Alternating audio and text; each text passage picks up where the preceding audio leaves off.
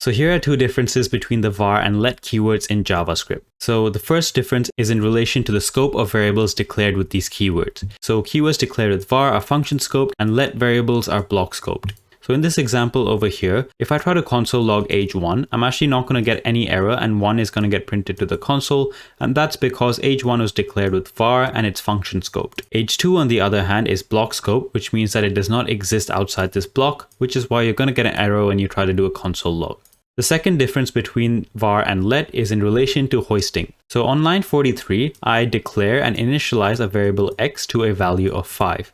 However, on line 42, when I try to do a console log of variable x, I actually don't get an error, but instead undefined gets printed onto the console. And that's because of hoisting, where behind the scenes, JavaScript is actually initializing variable x to undefined, which is why it does not throw an error over here. Now you can't do the same thing with let, which is why if you do this, you're going to see an error on the console.